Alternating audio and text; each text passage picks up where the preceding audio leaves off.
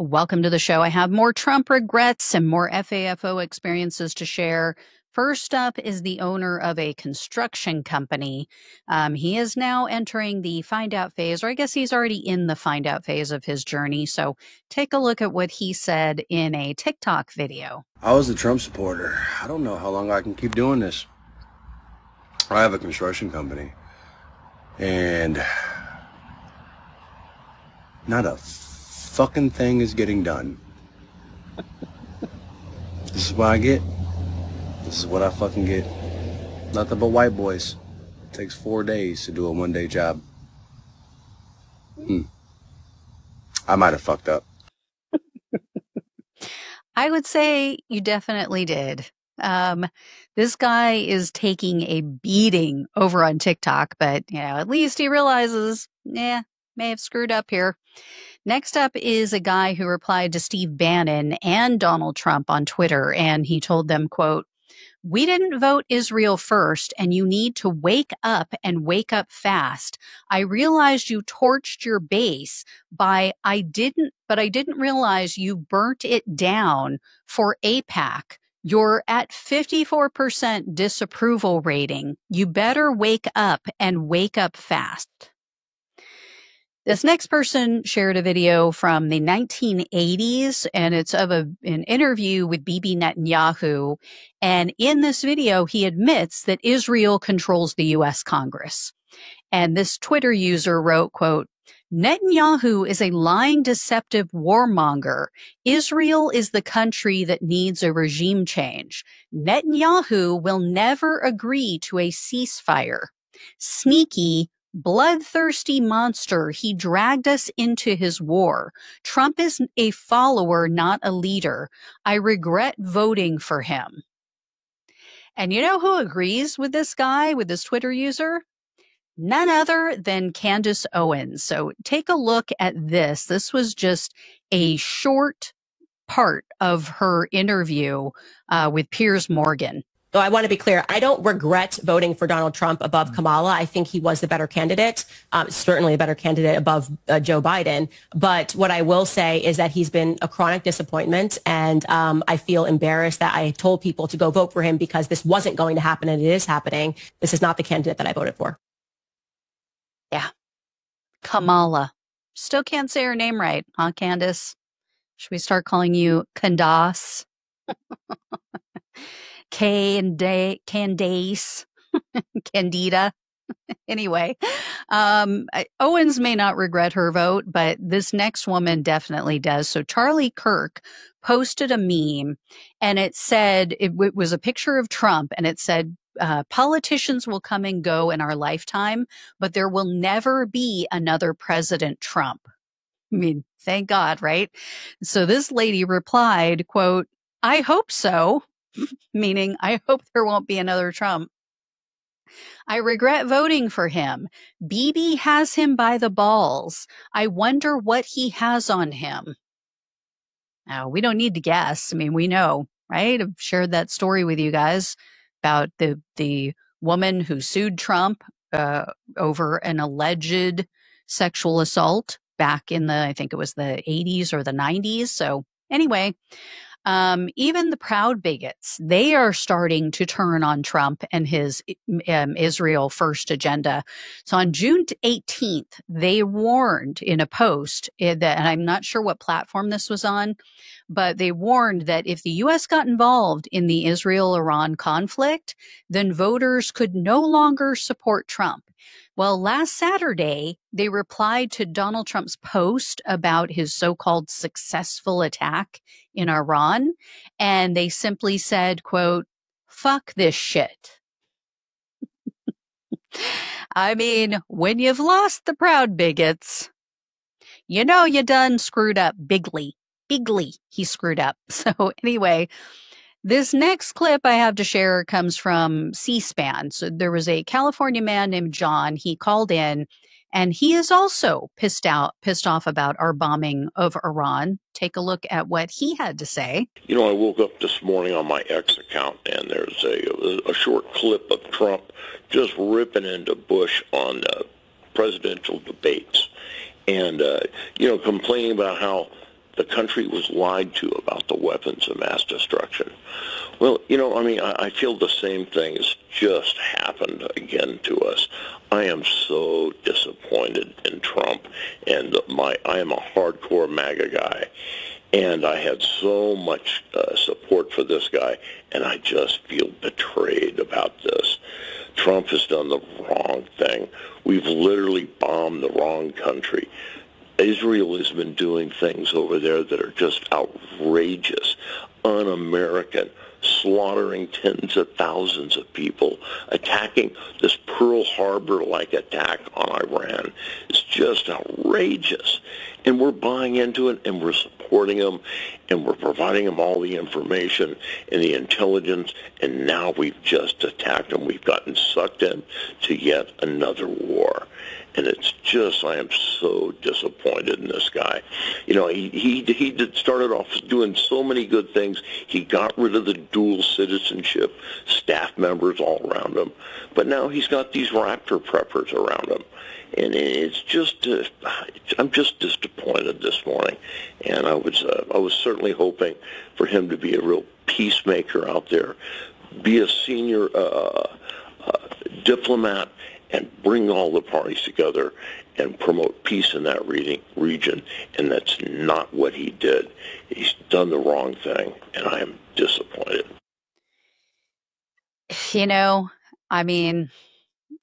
He gets it, but notice how they always, he's surrounded by these people. No, Donald Trump has said over and over again, he's the guy. He's the alpha. The buck stops with him. He makes the final decisions. So stop blaming it on the people around him. And then back over on Twitter, a man named Richard was a little bit more blunt than John.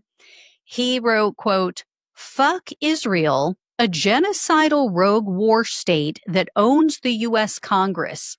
Most Americans do not want Trump's wars.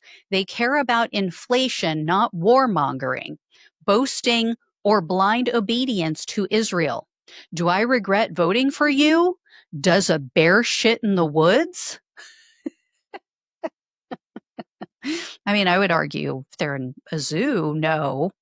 So anyway, another guy retweeted a Charlie Kirk post, and, this post was pretending that this conflict with Iran is all over, and see, I told you to have faith in Trump.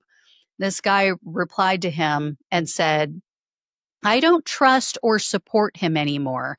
He's bought by Israel and hasn't kept his campaign promises. I regret voting for him." This next man wasn't really clear why he's upset with Trump, although it was around the same time period as all of these anti-Iran war posts. But this person wrote, quote, "I regret voting for this dementia patient president. He is all over. He doesn't know what to do." I also have some regrets to share about people who are unhappy about how Trump is handling deportations. So first is a man named Ribvar Karimi and his wife Morgan. Take a look at what's going on with this couple. Morgan Gardner's husband, Ribvar Karimi, was arrested Sunday. According to ICE's website, he was one of 11 Iranian nationals the federal agency arrested over the weekend.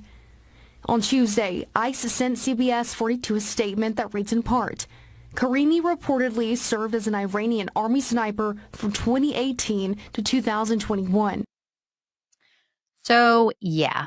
Ribvar Karimi, according to his wife, Morgan, is a Trump supporter. But yet, he is in ICE custody because he is not a U.S. citizen, so he couldn't vote for Trump, but he did support Trump's plan to deport migrants because Morgan told Newsweek, quote, "My husband himself, even being from Iran, supported Trump, his immigration policies, and understood he was trying to protect the American people and was praying he helped free the Iranian people."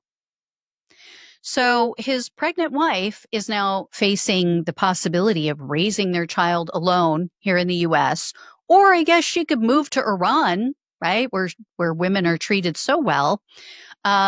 So more members of the leopards eating people's faces party. They just are astounding. I also found a tweet expressing displeasure with Trump's ICE raid. So one man posted that this is exactly what Trump supporters voted for, basically rounding people up at Home Depots. And another guy named Russ replied to him and said, quote, "You're delusional. I voted for Trump 3 times and didn't vote for this." I also have more audio to share from an Engageus focus group. These were swing voters from North Carolina. They voted for Biden in 2020 and then Trump in 2024. Here is what one woman had to say about the deportations. When he first started out, it seemed like he was really going after the criminals, like the ones, committing murder and rape, and he was getting all of them, and, who we don't want them here if they're illegally, especially. But now it's got to the extreme. It's just, it's way too extreme, and he's violating civil rights, and he's causing more chaos than anything. I mean, who could have seen it coming that Donald Trump would cause chaos? All of us who lived through 2017 through 2021. And this last one I have to share today is about Yennefer Correa Ganon, I believe is how you pronounce her name. She entered the U.S. legally in January of 2024 through what Biden set up as the CBP One app. So she signed up through that, entered the country because she came with her daughter because she had been subjected to violence in Colombia. She had been shot in the face in 2023. It was, it's very dangerous. And so she came here to get away from that. She has since married a man named David Preen, I believe Preen or Prine. He is a disabled Marine veteran, 100% disabled. He is also a Trump voter. And he told Newsweek, quote, "I supported President Trump in 2016, 2020, and 2024. I donated almost all of my net income in 2015 to his campaign, earning an inaugural invite." Well, ICE recently arrested Prine's wife, and she is now facing deportation. And although she is, maybe going to be taken out of the country, Prine told Newsweek, quote, "She is not asking to stay. She only wants to return to Colombia with her daughter.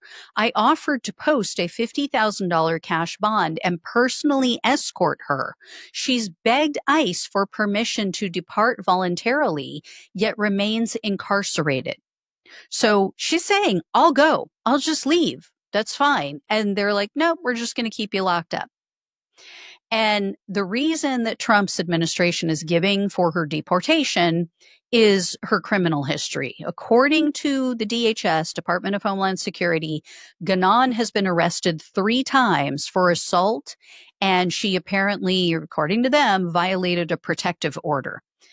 I'm not sure if that's all true. I mean, we've all seen how they lie. They've been lying about all of these cases, so we cannot take this at face value.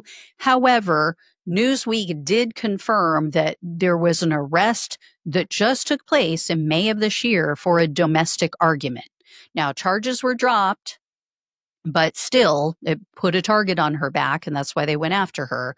And her husband still supports Trump, even though he told Newsweek, quote, "Yennefer was the only person helping me care for our household and 2 children, including her daughter, Anna Maria, and my daughter, Dakota.